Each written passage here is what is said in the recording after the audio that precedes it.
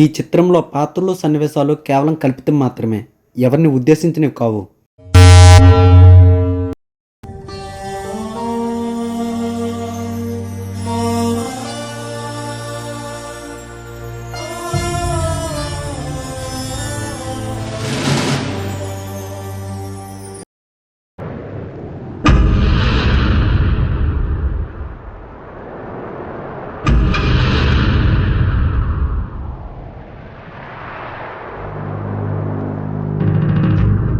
ఎంచినా ఎప్పుడు చూసినా ఒకదాని ఉంటావు, నీకు ఫ్రెండ్స్ ఎవరు లేరా?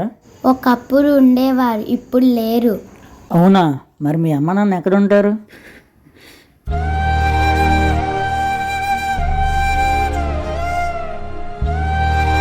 అలా జాలిగా చూడొద్దన్న, సమయం ఎప్పుడు ఒకేలా ఉండదు.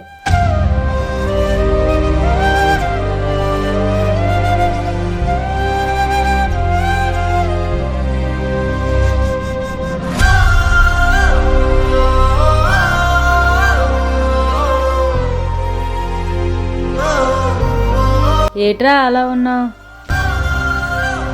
సమయం చాలా విచిత్రమైంది. ప్రాణం ఉండదు, కంటికి కనిపించదు, కానీ ఏదో నేర్పిస్తూ ఉంటుంది.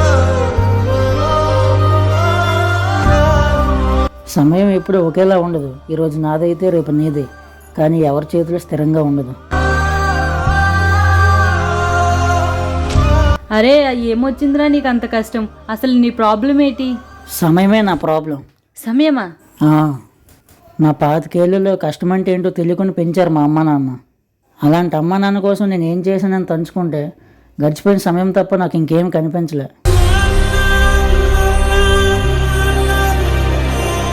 నాకు 25 ఏళ్ళు వచ్చేసరికి గడ్డలు మీసాలు వచ్చాయంటే నాకు వయసు వచ్చిందేమో అనుకున్నా, కానీ మా అమ్మ నాన్న వయసు అక్కడ తగ్గిపోతుందని నేను గ్రహించలేదు.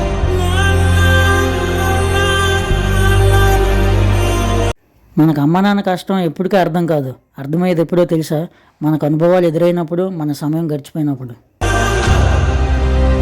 అలాంటి పరిస్థితి రాకుండా ఉండాలంటే మనకున్న ఈ సమయంలోనే వాళ్ళు బ్రతుకున్నప్పుడే బాగా చూసుకోవాలి.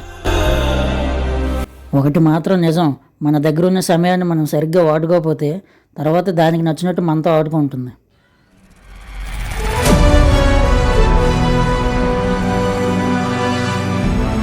గడిచిపోయిన సమయాన్ని, చనిపోయిన వ్యక్తిని మళ్ళీ వెనక్కి తీసుకురాలేం.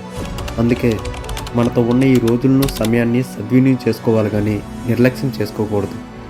ఎందుకంటే వెనక్కి వెళ్ళి నీ గతాన్ని, సమయాన్ని మార్చుకోలేకపోవచ్చు, కానీ అదే సమయాన్ని సరిగ్గా వినియోగించుకుంటే నీ భవిష్యత్తును మాత్రం మార్చుకోవచ్చు.